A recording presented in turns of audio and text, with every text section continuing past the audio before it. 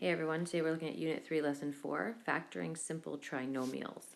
So when we're factoring algebraic expressions, it's just the opposite of expanding. So expanding requires that we multiply, so expanding requires multiplication,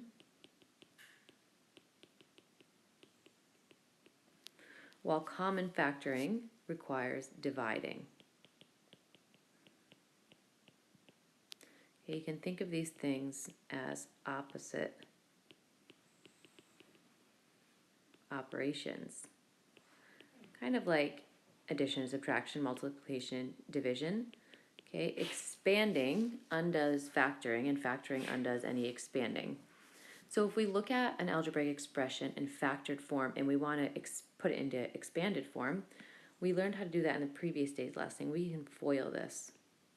We do our first term times our first term, outside terms, inside terms, last term. Okay, so we'll write it over here in expanded form. So we'll have x times x is x squared. My outside terms are 4x. Our inside terms are 3x. And our last term is 12. So we'll combine our like terms. I'm just going to write combine like terms. We'll have x squared plus 7x plus 12. All right, now we also looked at if we wanted to see what this factored form would look like expanded, if we wanted to use that area model, we could do that as well. So let's just show how the area model will look also like the expanded form. So if we had x plus 3, and we had x plus 4 here, we could again find the area of these rectangles. So this first rectangle would have an area of x squared. Our next rectangle will have an area of 3x. Okay, we can continue on this process. So x times 4 would be 4x.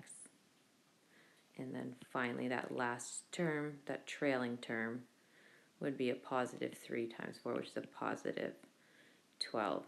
So looking at these two representations next to each other, we can start to kind of notice some patterns. Some of the things we talked about last time was where our leading term comes from. So you can see my leading term is in this first box. You can see my trailing term is in this box. Okay? Now, the other thing to kind of make note of is what's happening with this middle term. Kind of like, how is this middle term come to be? If we wanted to go the other way, so if we were in expanded form, how do we go from 7x to this 3x plus 4x? So the question here is, how do we split it up? So how do we split up the middle term? If we were wanting to go from expanded form back to factor form, how would we know how to essentially make our factors look? What would we have to do to that middle term so that we could have this area model again? So ask yourself, is there any pattern you see? Like, how does 4 and 3 relate to the 7? Oops. How does 4 and 3 relate to 7? How does it relate to 12? So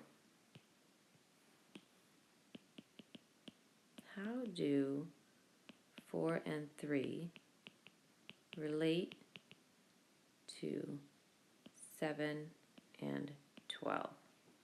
Okay, hopefully we can take a look at that and see, okay, well I know 4 plus 3 equals 7. How do they relate to 12? Well, I could multiply them by each other and they would equal 12. So we're going to start thinking about this when we try to go the other way. When we're trying to go from expanded form to factored form, we're going to think about, okay, those two kind of middle numbers, they're essentially tied to whatever my second term is going to be in expanded form and whatever my third term is going to be in expanded form. So let's take a look at another example. We're going to play around with something called algebra tiles, and then we're going to talk about using the area model so we're not always kind of playing with tiles. So if we had x squared plus 7x plus 10, we'd have to think about once again, what could I put here to show what made up our 7x essentially, right? We know that our leading term goes here. We know our trailing term goes here, right? So I can just write those in there. We know x squared came from here, and plus 10 came from here. So what we'll do is I'm going to expand this internet window I have open, see if I can make this work while we're still looking at our note.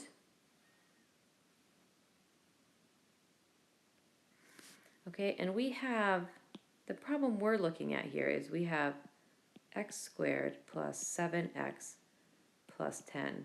So we're going to play around with these algebra tiles. We're going to take however many we need of all of them over here. Hopefully you can see that we have one big square that represents x squared. So I have 1x squared in my equation. I think I'll grab that. And then it says plus 7x. So if I look at my algebra tiles and I see which tile just represents a positive x, it's these green ones. So I'm going to grab some of these green ones. I'll grab some from over here. Okay. That looks like about 7, right? And then I just have 10 units, right? Like 10 ones, basically, we can say. So you can see I have positive ones and I have negative ones. Well, since this is a plus 10, I'm going to grab from my positive ones. I'm going to take 1, 2, 3, 4, okay, until you get 10.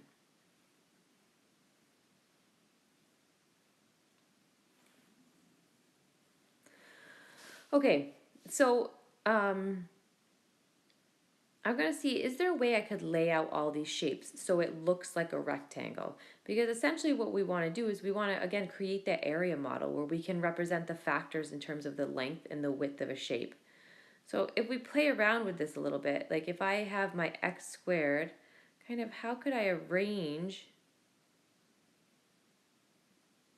my others so that it looks like a rectangle? And it takes some kind of playing around with, but if I was to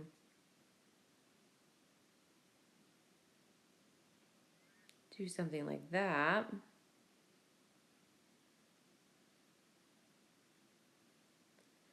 okay, it's starting to look like a rectangle. Maybe I can move some of these over here.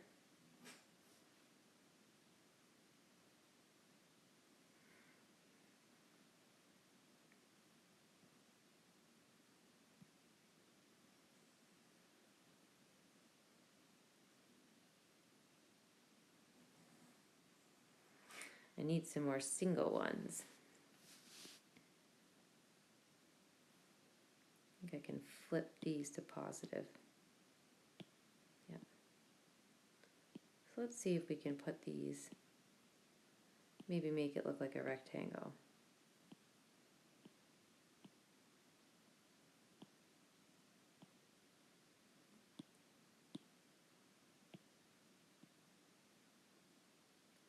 Okay, so you can see I've made this look like a rectangle. We have our x squared. We have our x squared. We have 1, 2, 3, 4, 5, 6, 7 x's, and then we have our 10 little individual ones. So I've made this look like it's a rectangle. If I wanted to show what that rectangle was in terms of the dimensions of it, we could kind of look at the dimensions of each of my tiles. So what I mean by that is if I have this x squared tile, hopefully we can see that one side length, like if I wanted to represent the area of this side of my rectangle, right? Well, this is represented by x. We can see that the length of x is just basically the same as this green strip here. So this length across the top would represent x. And then you can see that the x bar I have there, that's really just the width of one of my one tiles, right? So I have x plus 1, 2, 3, 4, 5. So I could say I have a plus 5 there.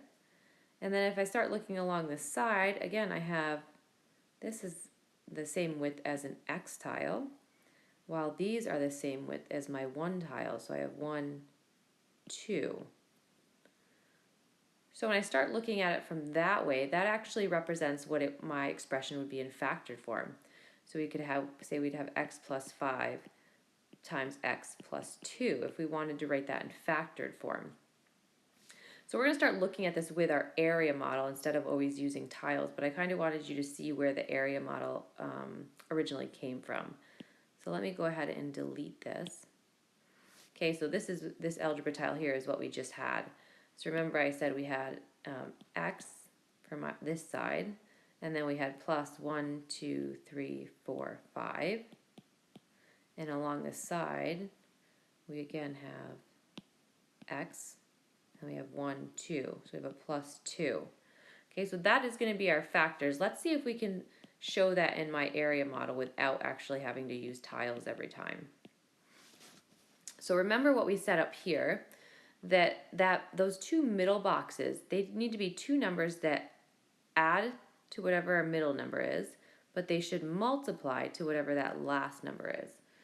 So can we think of two numbers that might add to 7 but multiply to 10? So something plus something is going to equal 7, and something times something. These have to be the same numbers, have to equal 10 because they're going to go in that box. I know 5 and 2, just like we did on our tiles over here. 5 plus 2 is 7. 5 times 2 is 10. Okay, so now we're getting somewhere. So let's put that in our boxes with an x on them. So we're going to have 5x, and we're going to have 2x. Okay, remember to factor, we have to pull out that greatest common factor. So I'm going to erase this for now, if it'll let me. I'm going to erase this circle I made. We can see that if we have 2x and 5x, that's going to give us 7x. If we're trying to get this into our factored mode, we're going to look at each of our columns and each of our rows and see what is the common factor here I can pull out. So if I were to look at this row and I think about, okay, what's my greatest common factor in that column? Greatest common factor between x squared and 2x is going to be x. Okay, and then if I come over here and I look at this column, my greatest common factor between 5x and 10 is going to be a plus 5. Hopefully we can see that this is starting to look like our algebra tiles over here. If we then look across our rows, so my greatest common factor in this row, x squared and 5x, is going to again be x. And then we'll look in our last row. So our greatest common factor here between 2x and 10 is just going to be a positive 2. So you can see we got our factors. Right, here's a factor, and x plus 2. So I just want to make a note here. The dimensions of this rectangle represent the factored form. So once we get the dimensions of our square of our rectangle, that's going to represent our factored form of our expression. So to factor a simple trinomial, we basically need to be able to find two factors that multiply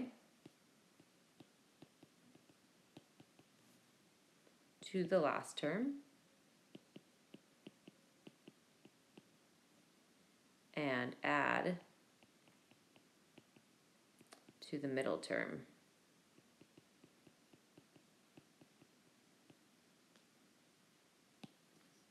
Like we took a look at here, right? We use that information to help us factor it.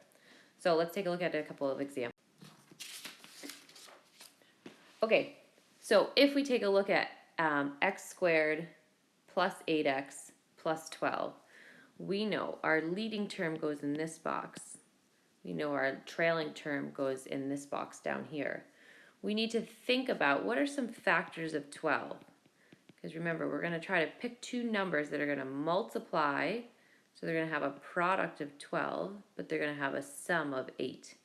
Okay, so factors of 12. Let's think of some of them. Well, I know 1 and 12 are factors, 2 and 6, 3 and 4. So if I look at my factors, right, I need to see which ones will add to 8 but multiply to 12. Okay, 2 plus 6 equals 8, and 2 times 6 equals 12. So that's going to be our winner. The 2 and the 6 are going to go in my other boxes with an X on them.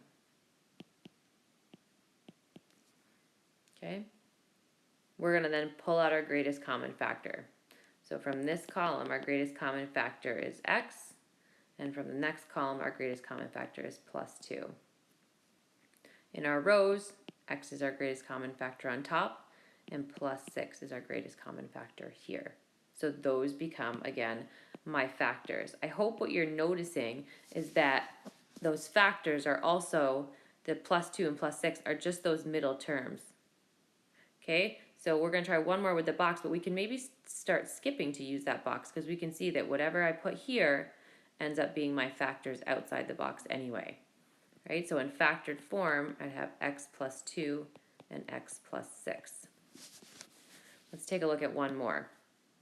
So we have a squared is our leading term. We have minus 15 is our trailing term. We're going to take a look at the factors of 15. So I need two numbers that add to negative 2 and multiply to a negative 15. So they have a product of negative 15. So I'm going to list all my factors of 15. I have 1 and 15.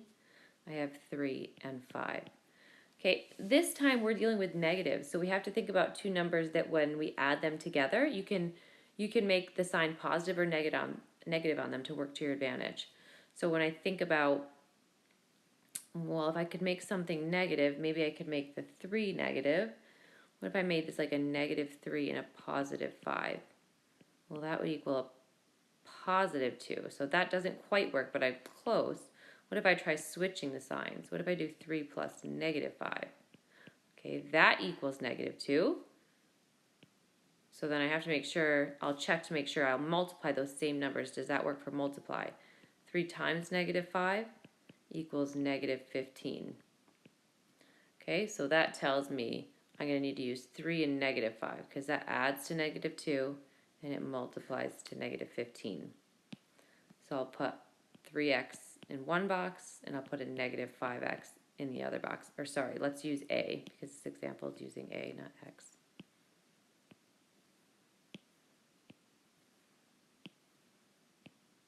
Okay, my greatest common factor I can pull out of the first column here is going to be a. My second column, the greatest common factor is 3, and we'll make it a positive 3. As I look across my rows, the greatest common factor is a. And in my bottom row, okay, I have a negative 5 and I have a negative 15. So my greatest common factor is going to be a negative 5. And again, those represent my factors, and you can see they're the same as the factors I found in my factor tree there. So we'll have a plus 3, and we'll have a minus 5. Okay, the rest of this note we're going to try without actually using that box and see if we can still factor without it. So let's try to factor the trinomials below here, thinking about what we did in the previous examples. In those previous examples, we looked for two numbers that had a sum of something and a product of something, and then we listed what those factors were. Okay, so this acronym that we're going to use is a shortcut. So I'm actually just going to lower it a little bit.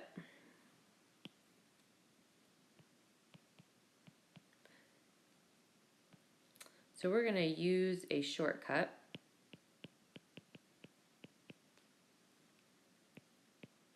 for the sum, product, and factors. And we always refer to this as SPF, like the sunscreen. Easy to remember. Okay, so remember, if we look at this next example, we needed to find two numbers that had a sum of my middle term. So my middle term is a negative 8y. So next to s, I'm going to write negative 8. And we needed two numbers that had a product of my last term, which was a plus 12. So we're going to list that next to the p. Now we have to figure out, well, what are those two factors going to be? So I'm going to work to find my factors of 12 and determine which ones will work. So I have 1 and 12, 2 and 6, 3 and 4. Remembering I have a negative 8 now, so I have to be careful with my signs. And I should think about if it's going to multiply to a positive number, I'm either going to have two negatives or two positives. So if I do a negative 2 plus a negative 6, that equals a negative 8. If I do a negative 2 times negative 6, that equals a positive 12. So that's my winners. I can just take those two factors and I'm going to write them inside my brackets. I don't even need to do that box. So I can do y minus 2 in one bracket and y minus 6 in the other bracket. And now you're in factored form. Let's take a look at another example. So we have m squared minus 19m plus 90. So I'm going to set up SPF again. Oh, you know what I wanted? I wanted to write minus 2, minus 6 for my factors there. That's how you finish filling out SPF. So in our next example, we need two numbers that add to my middle term, negative 19, and they multiply or have a product of a positive 90. So if we list our factors of 90, and obviously there's a few more when we're talking about 90, we're going to have 1 in 90, 2 in 45, 3 in 30. 4 doesn't go into 90, but 5 will. And you obviously use a calculator to figure out all your factors sometimes. 6 and 15. And then finally 9 and 10. So you'd have to play around a little bit. We need two numbers that are going to add to a negative 19, but multiply to a positive 90. So I think those are going to be 9 and 10. And they're both going to need to be negative to get a negative 19. They're both going to need to be negative to get a positive 90 when we multiply. Okay, so we have factors of negative 9, negative 10. That's what's going to go in our bracket. So we're going to have m minus 9, m minus 10. And you're in factored form. Okay, we're going to take a look at some more trinomials because that's what we're working here with. We have trinomials, but trinomials that maybe put in some extra variables and see how we work with those. Okay, so sometimes the trinomial will involve variables. The factoring process is the same with the addition of a second squared variable. So we just have to think about that when we're using our area model or when we jump right into factoring. So this time we're going to include in our middle terms this part here. So when we put it in our square here, we're just going to include this.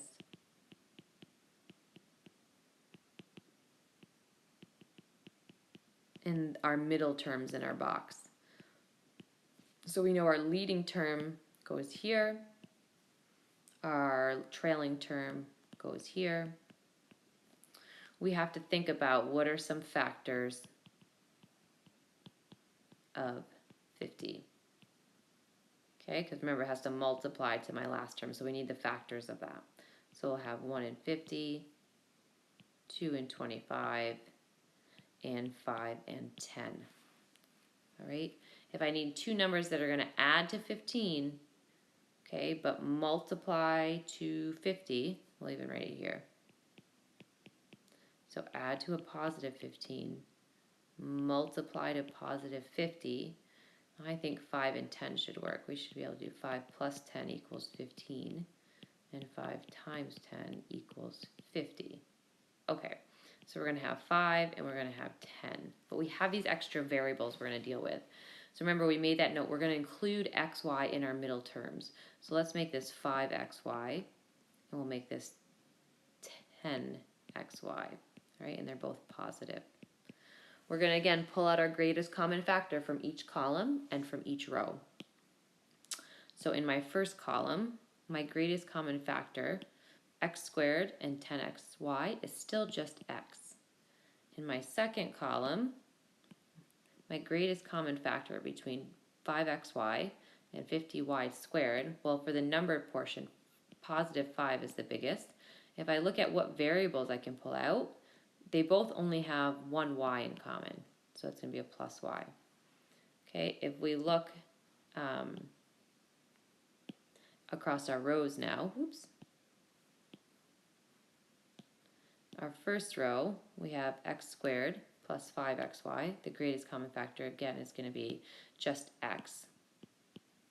And then if we look across our bottom row, we have 10xy and 50y squared. So again, my greatest common factor there is going to be a plus 10, but I can also pull out a y. So those become my factors. So I'll have x plus 5y, and then I'll have 10x, sorry, not 10x, x plus 10y. And if you're ever unsure if your factored form is correct, we could always FOIL it to check, right? You can always FOIL it back and see if you're correct. So if you'll notice here, this y that we ended up putting on the end, we really just, that came from this y squared. So if we didn't want to go through using our box, we could just make sure that our second term in our bracket had a y on it, or whatever that variable might be. So let's try the next one just using SPF. So we have m squared minus 9mn plus 14n squared. So if we set it up using SPF, we need two numbers that add to my middle term, or negative 9, and multiply to my last term, which is a positive 14. So we'll think about the factors of 14. We have 1 and 14, and we have 2 and 7. Okay, hopefully we can see 2 and 7 is the one that is going to add to 9. We just have to think about what sign is going to need to be on them. Now if we need them to add to 9, they're going to have to be the same sign. Because otherwise it would be the difference between the two numbers. So negative 2 plus negative 7 is negative 9. And negative 2 times negative 7 is a positive 14. So those work, negative 2, negative 7. We just have to remember that we're going to have to put n on the end of our brackets as well. So we'll have m at the beginning, and then we'll have minus 2, that was one of my factors, and we'll have to include 1n, because we're going to have two brackets, so we only have to include the n there.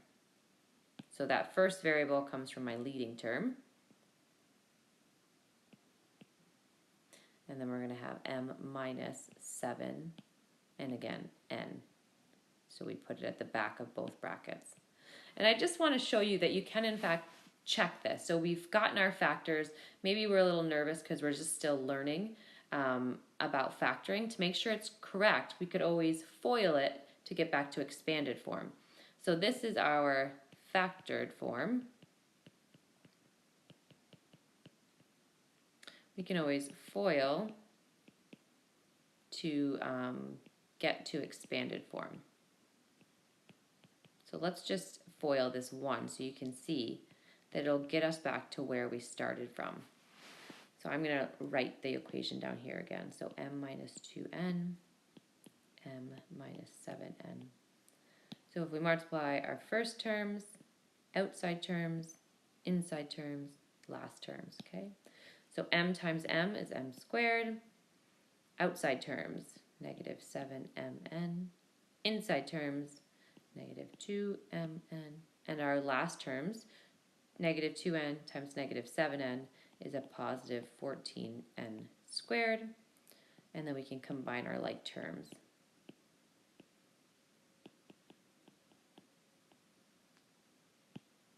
And hopefully we can see